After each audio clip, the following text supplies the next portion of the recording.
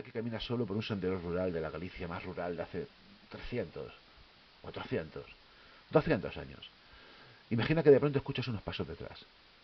Imagina que miras y ves unas luces, quizás parezcan antorchas, y que ves unas personas como una extraña procesión o algo así. No hay nadie, de pronto los ves. Pero sabes, además, que no estás solo, sabes que eso que estás viendo en ese momento, al menos para ti, existe. A eso le llaman la Santa Compañía. Imagínate ahora que estás en otro escenario, no sé, 1976, por decir un buen año, el año en que nací yo. Imagínate de pronto que vas por tu carretera con tu coche y ves una luz inmensa cerca de ti. De pronto todo se para. El coche se para, el tiempo se para, todo se para. Y algo de pronto baja de esa luz. Y parece un ser humanoide, un ser antropoide. No sabes, pero sabes que te suena de algún modo, ¿no? A eso le llaman ovni. A eso le llaman encuentros cercanos, en la tercera fase. Y si lo que estamos viendo realmente es lo mismo. Eso no se trata de dos fenómenos distintos, sino de un mismo fenómeno que se manifiesta de forma distinta en función del testigo, pero también de la época en la que vive el testigo, del contexto sociocultural del testigo. Y si no estamos ante fenómenos distintos, y si el problema no es lo que vemos, sino que lo que estamos viendo no es una realidad tal y como entendemos nosotros la realidad, sino que es una suerte de manifestación generada por una entidad externa a nosotros, pero que al interactuar con nosotros genera esta suerte de representación cósmica. No sé, pero bueno, para hablar de todo esto, como ya pueden haber imaginado, vamos a tener a nuestro ufólogo de cabecera, a nuestro amigo José Antonio Caravaca, que viene a hablar hoy en la mirada distante de, como siempre, de sus ovnis. Es una continuación de un programa anterior que hicimos hace unas semanas, en el que ya nos adelantó varias cosas y hoy nos adentraremos de lleno en su particular propuesta teórica, en la teoría de la distorsión. Porque amigos, la historia no se mira desde cerca, la historia se contempla a la distancia, se cuestiona, se comprende, se observa. Y ahora sí, bienvenidos a la mirada distante.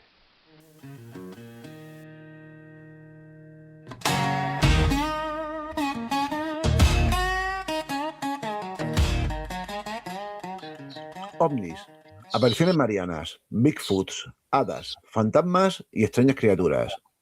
No es un catálogo de IKEA, no es un catálogo del misterio, sino que es el subtítulo de este libro que tienen ustedes por aquí, Distorsión, de José Antonio Caravaca, un libro ya publicado hace unos cuantos años, pero que fue todo un fenómeno editorial y que lo sigue siendo, y que además fue el primero de una amplia saga que aún está activa y que es todo un tratado filosófico, antropológico, sociológico sobre el fenómeno ovni en todas sus manifestaciones. José Antonio, ¿qué tal? Bienvenido de nuevo aquí a Hola, Nueva Distante. pues encantado de volver aquí a esa mirada distorsionada que cambia un poco cada vez que yo vengo. Bien, bien. Ya en el programa anterior estuvimos dando unas pinceladas sobre cómo es este fenómeno, sobre cómo la hipótesis explicativa tradicional, que ha sido la hipótesis terrestre, ya no vale, como no explica nada, no funciona para nada. Y ya soltamos algunas pinceladas sobre cómo este fenómeno parece más bien algo que desde la más remota antigüedad está intentando de algún modo interactuar, porque ni siquiera creo que sea válido comunicarse el verbo con el ser humano, y lo ha hecho de distintas formas según cómo era el testigo y según cómo es el ambiente cultural, ¿no? Por eso lo de Bigfoot, apariciones marianas, hadas y demás. Pero hay una de estas manifestaciones de este fenómeno que a ti te gusta especialmente y que además lo usas en el primer libro, en Distorsión, y lo vuelves a desarrollar en alguno posterior, por ejemplo, en Agente Externo, que es el último de esta saga, que es el símil que estableces, o mejor dicho, la reflexión que aportas a partir de un fenómeno tan nuestro, tan patrio, como es la Santa Compañía. Dime, ¿qué demonios tiene que ver la Santa Compañía con el fenómeno ovni? Bueno, para empezar, que son dos fenómenos de carácter visionario. Cuando yo utilizo este término, la mayoría de aficionados, lectores e incluso compañeros se llevan la mano a la cabeza porque entienden que todo lo visionario se reduce a algo mental, a algo psíquico, cuando es todo lo contrario. Estamos hablando de algo desconocido, pero que tiene como principal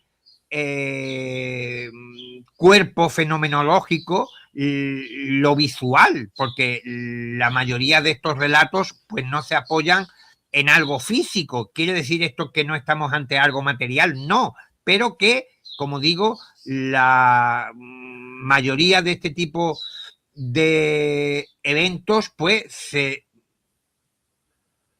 delimitan dentro del campo de lo observable con una serie de características anómalas, y por eso yo creo que una descripción muy fiable y, digamos, rigurosa de todo este tipo de encuentros sería lo de visionario. Y claro, fíjate de que si aceptamos la literalidad de que, por ejemplo, la buena gente de Galicia y de otras partes del norte de España, incluso baja hasta Extremadura, pues tienen la suerte, entre comillas, de tener la visita del más allá, de este cortejo fúnebre que se llama la Santa Compañía, que suele ser descrita como un desfile fúnebre de almas en penas llevando un ataúd que anuncian, vaticinan la muerte de un vecino. Incluso hay crónicas que dicen que este vecino que va a fallecer encabeza esta procesión nocturna y que puede provocar más de un infarto a aquel que contemple su periplo.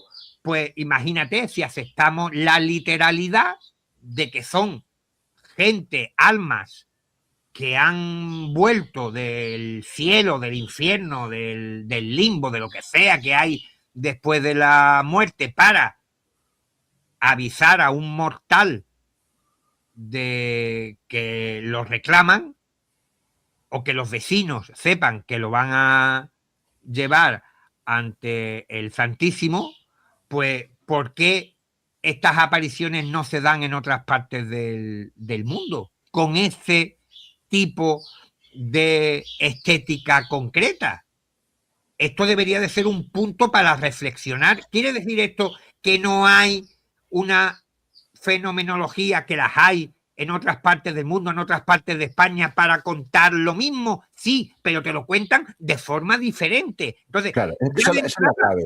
Claro, esa es la clave. ¿Por qué? Porque quiere decir que no hay una gran mente, no hay un gran ente, no hay un algo que dice: yo me voy a mostrar al ser humano para decir que hay un más allá, de una forma específica, uniforme y concreta. No, son interpretaciones que van enlazando, que van tejiendo una trama, pero siempre con el factor humano y cultural. ¿Por qué? Porque, tal y como cuento en Agente Externo, una gallega que fue a Argentina tuvo allí la visión de la Santa Compañía, cuando en aquel territorio no es frecuente este tipo para nada de visiones. Entonces, quiere decir que la persona, desde mi punto de vista, que lo mismo estoy equivocado, es la que arrastra no el fenómeno, sino la forma en la que se nos presenta. Allí en Argentina, en México, en Estados Unidos, pues tienen otro tipo de códigos interpretativos para decir: esto nos está avisando de la futura muerte de un vecino, de que va a ocurrir un hecho, digamos, funesto, pero no tiene la estética esta de la Santa Compañía, como de hecho no la hay aquí en Cádiz, donde vivo. Entonces quiere decir que el más allá elige una forma concreta para Galicia y una forma diferente para otros lugares del planeta. Esto lo que quiere decir que realmente existe unas manifestaciones que no sabemos por el momento qué es lo que son, pero que a la hora de interactuar, que es justamente el término que yo más utilizo incluso que la comunicación, porque la comunicación de algún modo ya implica que hay cierto entendimiento, y aquí prácticamente lo que hay es un toma y daca entre el observador y lo observado, que hace que no quede claro cuál es la función, el objetivo e incluso la naturaleza de lo que se registra. Si nos guiamos por lo literal, decimos, bueno, ¿qué otra cosa puede ser un cortejo de Está claro. encapuchados llevando un féretro? Hombre, No, pueden ser otras muchas cosas, pero tampoco vamos a entrar en otra claro, cosa que podría ser. Lo que tenemos que tener claro, y eso tú lo explicas perfectamente en tus libros, es esencial. No estamos decodificando un mismo fenómeno con distintos marcos culturales, sino que es un fenómeno que se adapta a distintos marcos culturales, pero la interacción se hace siempre con el testigo. Y luego, fíjate, un aspecto muy interesante que también lo desarrolla ya en Distorsión y luego en el resto de obras, que es hay algo muy, muy inquietante en estos encuentros cercanos, y es que a los testigos, primero, en muchas ocasiones, muchos durante el fenómeno, durante el evento, por llamarlo de alguna manera, no solamente perciben, y hablo de lo que sería la casuística ovni tecnológica, como nosotros los conocemos, ¿no? Del siglo XX o del siglo XXI. Pero también se mezcla el fenómeno a veces, en muchos casos, que tú haces también pones muchos ejemplos, con fenómenos paranormales, por ejemplo, con la presencia de seres fallecidos, con cosas que le pasan luego a muchos de los testigos que empiezan a tener, por ejemplo, sueños precognitivos o tienen telequinesis, cosas así, ¿no? Incluso yendo más allá, y además aprovecho que estoy viendo que tiene detrás tuya una ouija. Recuerdo de una cosa que a mí siempre me ha llamado mucho la atención, ¿no? Hubo una época en los años 60, 70 en Europa, pero en España y en Italia y en algunos sitios más, que hubo muchos aficionados al tema ovni que pretendían contactar con los extraterrestres con la Ouija. Y de hecho, lo pues, hacían, que es lo más desconcertante. Sí, lo sí. hacía, claro. Lo que pasa, claro, que no estaban contactando con extraterrestres, ¿no? El testigo, el factor testigo es esencial. Y claro, desde ese punto de vista, toda esta relación con los fenómenos paranormales, entendidos de una forma muy amplia, ya no deja de ser, ya no es algo absurdo, sino que adquiere un significado mucho más importante y más contundente, ¿no? Más trascendental, claro. Claro, y posiblemente esta sea la causa por la que los diferentes gobiernos, y fíjate el melón que vamos a abrir ahora, no han querido entrar a decir que el fenómeno ovni es real, porque están tan desconcertados y asombrados como los propios investigadores o los testigos que se topan con este tipo de manifestaciones. Y aunque muchos puedan creer que existe como una parte del fenómeno que se podría explicar perfectamente con la hipótesis extraterrestre bajo el brazo, hay que indicar de que estas últimas investigaciones que se han conocido desde el 2017 hasta la fecha, con el follón de los ovnis del Pentágono, que también daría para hacer alguna que otra mirada distante, inciden en esto mismo que tú comentas. Y ellos lo que están investigando de manera confidencial, con el marchamo del Departamento de Defensa del Pentágono, son observaciones de pilotos de combate, también registran esa fenomenología paranormal. Entonces, eso es lo que hace que la mayoría de los países hayan sentido un gran vértigo a la hora de anunciar o manifestarse públicamente sobre la realidad de los ovnis. Hay que imaginarse una rueda de prensa aquí en España o en Estados Unidos de un político o de un general, coronel, que hable abiertamente de la existencia de avistamientos, encuentros anómalos con unas inteligencias no humanas desconocidas, pero que no pueden ir más allá porque tienen certeza de que conlleva también algún tipo de alteración de la realidad, que los testigos no perciben totalmente cuál es o la genuina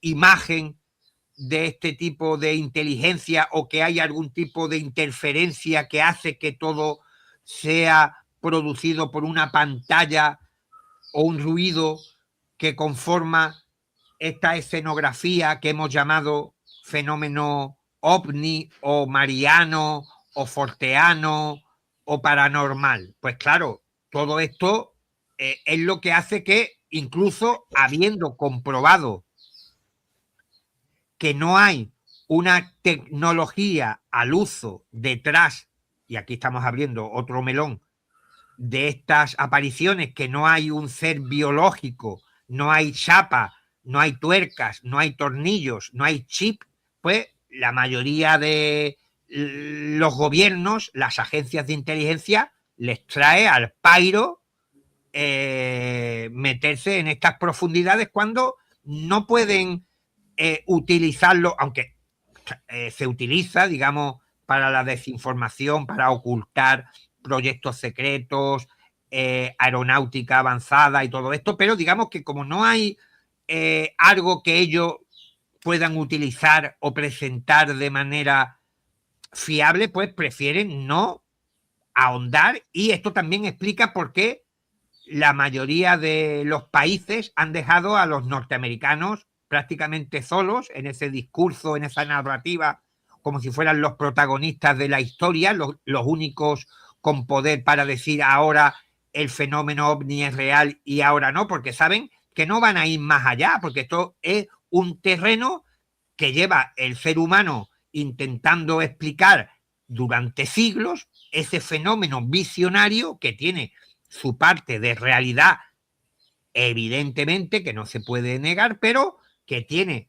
como tú bien decías, Óscar, también esa faceta paranormal, esa ramificación con aspectos parapsicológicos, psicológicos, que la gente, después de ver un ovni, sufra en su casa un fenómeno de poltergeist.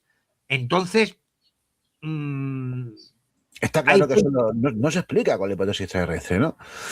Y claro, no se explica ni con la hipótesis terrestre ni con, porque eso también hablaremos, ¿no? A mí me gusta mucho en Agente Externo, le dedicas como la mitad del libro a analizar.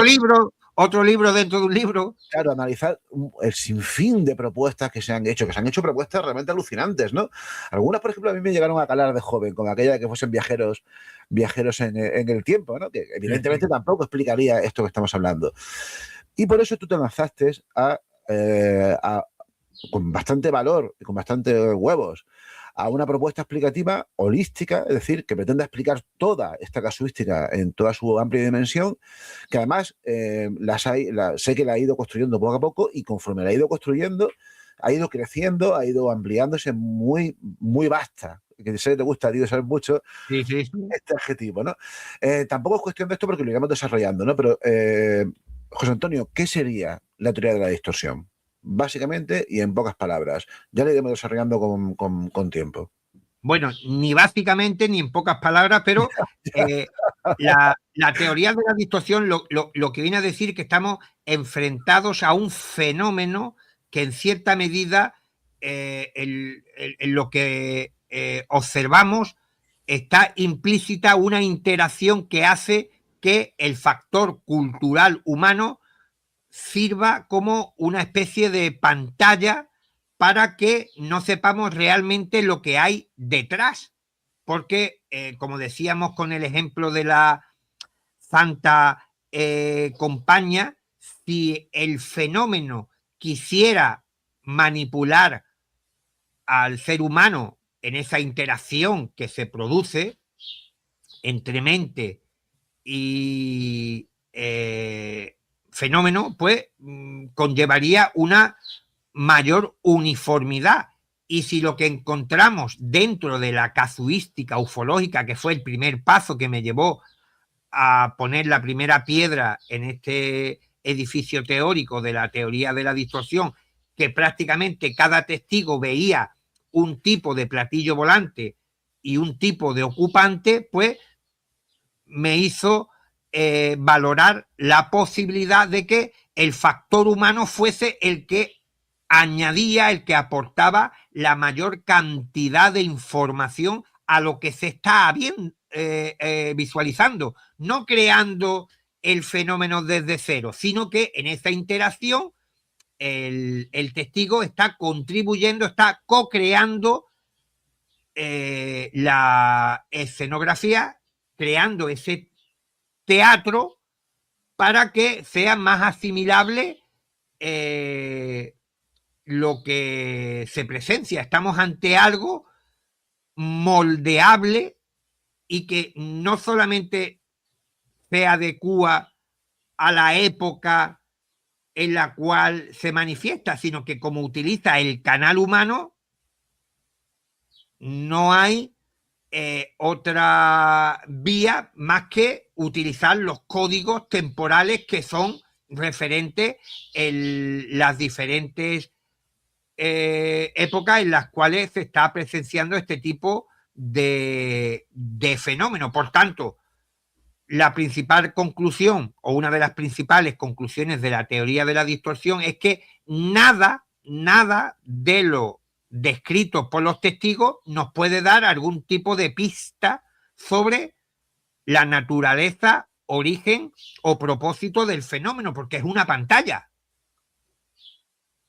Si el testigo está aportando información para construir como si fuera un puzzle, una imagen, un código visual que para nosotros sea legible, pues claro, si hacemos estadísticas, si intentamos sacar patrones sobre el tipo de nave que se ve, cómo son los ocupantes, si tienen la cabeza más gorda, la tienen más delgada, si miden 2 metros, si miden... De hecho, todas las casuísticas, todas las tipologías que se han realizado sobre lo que la gente ve nos ha llevado a la locura, a un callejón. Un auténtico zoológico. A mí me gusta mucho como tú comentas eso, ¿no? Bueno, ¿qué pasa? Que aquí vienen todas las civilizaciones Claro. del universo, vienen a vernos a nosotros aquí, que somos el parque de atracciones, el Claro, resort favorito de... Y por supuesto no estamos hablando, como dicen algunos defensores de la hipótesis extraterrestre, de un factor cognitivo perfectamente reconocido por la psicología, de que una persona ante un estímulo extraordinario, ante algo que le rompe por completo el concepto de realidad, pues puede describir de manera diferente, me refiero de un testigo a otro, algo que en el fondo es lo mismo, pero que cada uno bajo ese estado, ese shock mental, pues lo va a relatar de manera distinta. No, yo no creo que haya ningún problema cognitivo de que alguien dice que ha visto un humanoide de 50 centímetros y alguien que lo ha visto de 3 metros. No creo yo que, Óscar, tú vayas por un camino y por mucho susto que te lleve, pues llegues a confundir que un platillo volante mide 40 metros a uno que mide 1,5 metros. Evidentemente. Entonces, realmente existe una brutal disonancia de un relato a otro.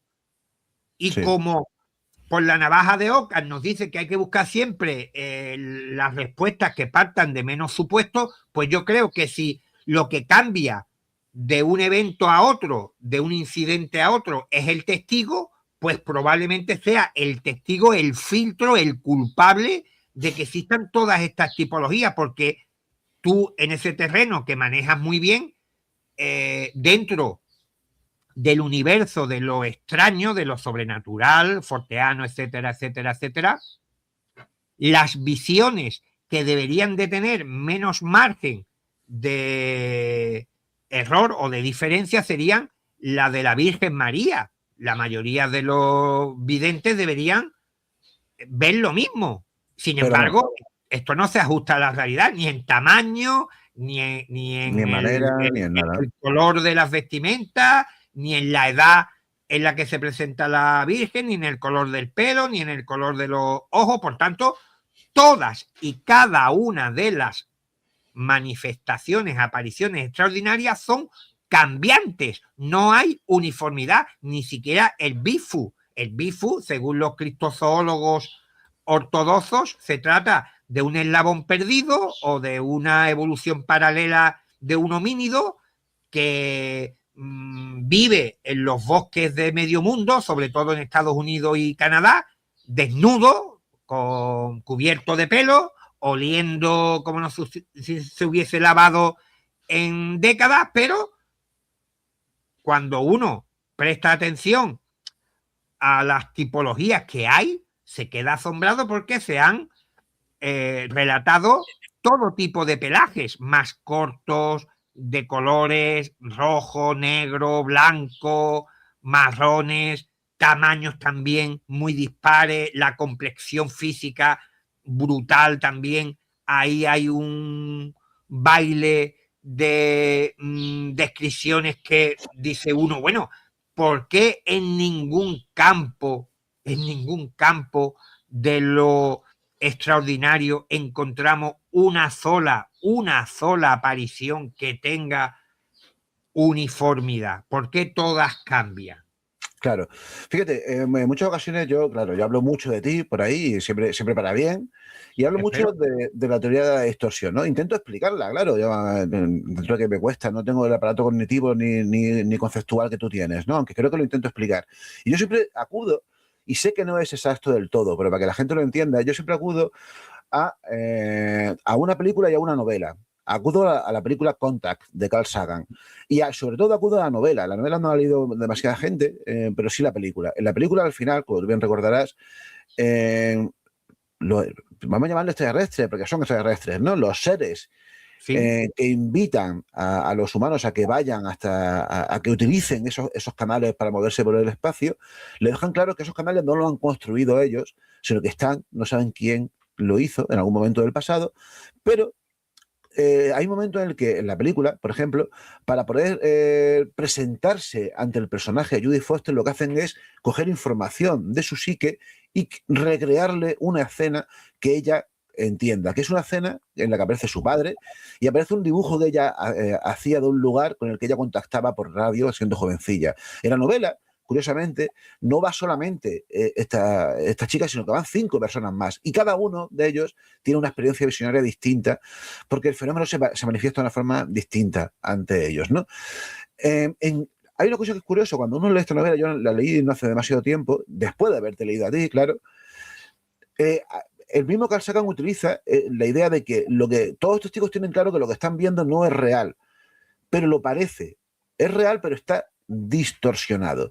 Y me gustaría ya concluir con el programa de hoy, José Antonio, dejando claro que por qué se llama la teoría de la distorsión, porque al final lo que tú planteas, y tienes muchos ejemplos, muchos muy gráficos, escoger el mejor el que tú quieras, pero consiste en eso, en que al final los testigos, ellos no son conscientes de que lo que están viendo es algo distorsionado, pero el investigador que luego analiza eso se da cuenta de que, acudiendo a la biografía del testigo, puede encontrar elementos que sean reales, pero están distorsionados precisamente por esa reelaboración que entre el testigo y el agente externo, que ya hablaremos quién es o qué es o lo que sea, el agente externo se manifiesta, ¿no? Esto es importante. Cuéntanos con algún ejemplo. Sí. ¿Qué Además, sería la distorsión? me has puesto el balón botando en el área y has mandado al portero a comprar bocadillos, porque la película Contact refleja perfectamente la distorsión. El padre que se aparece a Judy Foster para poder comunicarse de una manera que a ella no le resulte ni violenta ni terrorífica, consigue que ese canal sea fluido. En el caso que nos ocupa, el de las visiones anómalas, los encuentros ufológicos, se produce solamente la visión del padre. No hay esa comunicación porque parece que aunque hay esa interacción, no hay una fluidez después para que eso que se nos presenta nos diga qué es lo que quiere, qué es lo que busca con este tipo de irrupciones en nuestra vida mundana y ordinaria. Mira, fíjate, en la distorsión, yo lo que quería es que también otros compañeros e investigadores aplicasen, si lo que yo estaba utilizando para decodificar los casos fuese algo cierto, pues también lo vieran ellos en sus propias investigaciones. Y Néstor Berlanda, que todos conocerán, es un psiquiatra e investigador ovni muy reconocido de Argentina. Lleva varios años investigando un incidente ocurrido en la década de los 70 en Venado Tuerto, allí en Argentina, protagonizado por Juan Óscar Pérez. No vamos a entrar en muchos detalles, pero este testigo, cuando era joven, a muy corta edad, 14 años creo que tenía, tiene una experiencia inquietante con una extraña nave que está posada en el terreno. Entra dentro de este objeto y ve un ser enorme de más de 2 metros de altura, con un casco, con una visera muy estrecha, conectado con un cable muy largo que serpentea por el piso del artefacto aquel. Hay también un robot pequeño que está cortando carne. Y claro, Néstor Berlanda se preguntaba, que no lo había hecho hasta ese momento, si Caravaca y la teoría de la distorsión está en lo cierto, cómo este humanoide, este ufonauta, no se repite, porque ese es también el punto fundamental de la teoría de la distorsión. No lo encontramos en ningún otro evento ufológico. Ha partido o ha nacido de la interacción entre el fenómeno y este chico, Juan Óscar Pérez. ¿A qué se asemeja el tipo de vestimenta? Porque llevaba también el tripulante de aquella nave un guante muy, muy largo, y por la forma, por la estética, pues el propio Néstor Berlanda dijo, se parece a un soldador que está en su taller, que está, porque estaba frente a una mesa con ese cable enorme y tal. Y entonces, en una entrevista que tiene con Juan Óscar Pérez, ya de adulto, evidentemente, después de muchísimas horas de investigación, pues le pregunta por si él conocía algo de... Entonces, Juan Óscar Pérez le dice a Néstor Berlanda, ante su estupefacción, de que a 50 metros de su vivienda había un taller de soldadura en el cual él se quedaba en la puerta siempre, en lo liminal, y esto también él lo podría explicar, embobado, viendo a ese hombre trabajando con los guantes largos, con la máscara, con la visera, soldando, y digo que se quedaba en ese umbral sin atravesarlo, porque él, cuando entra en la nave, hay una barrera invisible que le impide avanzar. Fíjate hasta dónde llega la teoría de la distorsión, que como en mi libro lo explico, no la concibo como una teoría que explique el origen, propósito del fenómeno, que también entro ahí con el agente externo, pero lo que yo quería era diseccionar lo observado, que es el único material con el cual podemos trabajar los investigadores, que es los infinitos testimonios que hemos acopiado a lo largo de las décadas. Y entonces, si sabemos que esa construcción mental, entre comillas, nada de alucinación, ni imaginación, ni nada, sino hablamos de esa cocreación, ese humanoide tiene el contexto cultural que tiene, porque el testigo lo ha aportado, no vamos a perder ni un solo minuto en ver si ese gigante del casco aparece en Segovia o en Wisconsin. ¿Me entiende? Claro. Entonces, ahí tenemos un primer paso, y, como digo, con la prudencia y cautela que hay que tener cuando se aplica la metodología científica a un campo tan complejo como es el de los encuentros cercanos con ovnis, pues tenemos una herramienta que es la distorsión, que yo creo que si se hubiera aplicado desde la década de los 50 para buscar esos referentes, pero no para que se interprete como que el testigo, evidentemente, por lo que ha hecho es distorsionar el contenido que él tenía en la mente para crear una visión fantástica, quimérica, una entelequia, un espejismo, ni un trastorno mental. No, sino que en esa interacción volvemos al personaje de Judy Foster, el agente externo, capta que ese tipo de escenografía va y bien para el propósito que quieran, pues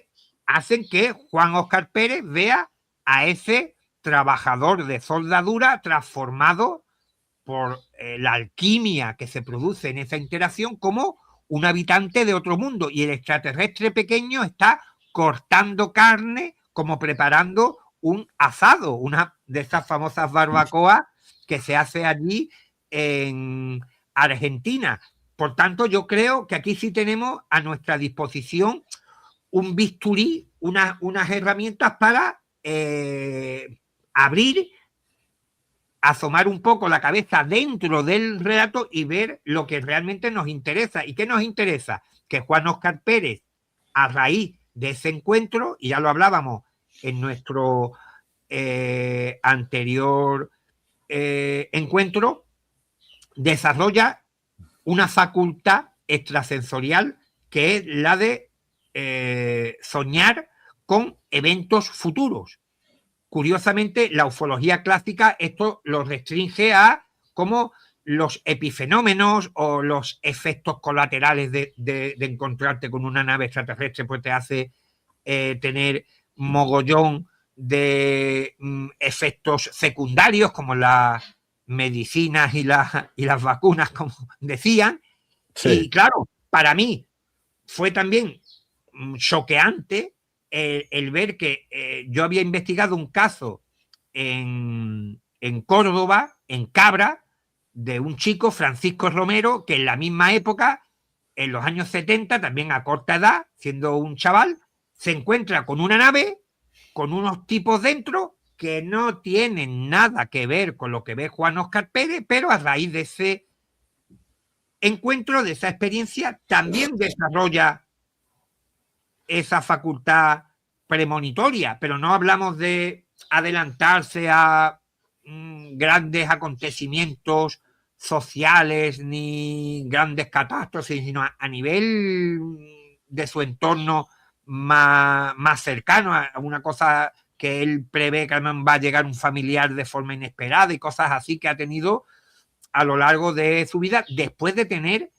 esta experiencia. Y para mí, ahí está lo mollar, ahí está lo nuclear, lo importante, porque si sabemos que lo que vemos es un artificio, es el padre de Judy Foster, ¿por qué le vamos a hacer una foto al padre de Judy Foster? Lo que nos interesa es lo que nos quiere contar el padre de Judy Foster. Yo no creo que perdiera mucho tiempo después en la NASA preguntándole a esta mujer, digamos, si seguimos el símil de la novela, sí, ¿qué llevaba el padre puesto? Si llevaba unos vaqueros, si llevaba una camisa. No, da igual, claro. No, porque el padre es, digamos... Teatro, es puro teatro. Es puro teatro, entonces yo creo que los investigadores, y yo el primero, hemos dedicado muchísimo tiempo por la fascinación que nos produce y hemos investigado algún que otro caso juntos tú y yo, de que cuando te cuentan algo tú te quedas, vamos, te quedas flipando porque diciendo, joder, que esta persona haya visto esto de esta forma, contar, porque quieres sacar todos los detalles, quieres hacer un dibujo, quieres hacer un croquis, porque realmente es algo que te llama la atención, pero no debe de pasar de ese punto. Yo creo que todo lo que rodea a la experiencia de un encuentro cercano puede aportar más detalles sobre la naturaleza, origen y propósito de este tipo de apariciones que detenerse en lo visual. Ahí está. Y con eso cerramos. Y también te digo una cosa. Tiene otra cosa muy guay la teoría de distorsión, que además el ejemplo que acaba de poner Ernesto Perlanda es perfecto, y es que permite releer la casuística en busca precisamente de lo que yo creo que ha sido uno de los grandes hallazgos por tu parte, que es una constante. Y aquí hago también un símil con la serie de Lost, de la que yo soy súper fan, ¿no? Hay una constante que es eso, es que aparecen en todos los casos algo distorsionado que pertenece a la realidad del protagonista, del testigo. José Antonio, ¿qué decirte? De nuevo ha sido toda una masterclass por tu parte. Nos hemos quedado sin tiempo. Te convido a que dentro de un tiempecillo sigamos hablando. Se me han quedado un montón de cosas en la recámara, pero bueno, tenemos material para hablar por aquí. De aquí, vuelvo a recomendar de aquí tus libros, Distorsión, El lamento de los ovnis y Agente externo. Que todo hay que decir, eres el editor y el copartícipe en el éxito, entre comillas, que ha tenido la trilogía. No, el éxito entre comillas, no, el éxito en todos los sentidos, pero hay más libros tuyos por ahí. Por ejemplo, Los ovnis de Julio Verne, que es otro libraco que también tú luego lo has reinterpretado, es un libro tuyo anterior que reinterpretaste desde la perspectiva de la teoría de la distorsión, que ya estaba en la primera versión, quizá de una forma incipiente, pero que se ha desarrollado posteriormente en ese proyecto. José Antonio, un placer como siempre, amigo. Ha sido un honor tenerte aquí en La Mirada Distante y que nada, que seguimos. Igualmente, seguimos distorsionados. Seguimos. Un abrazo. Cuídate. Chao.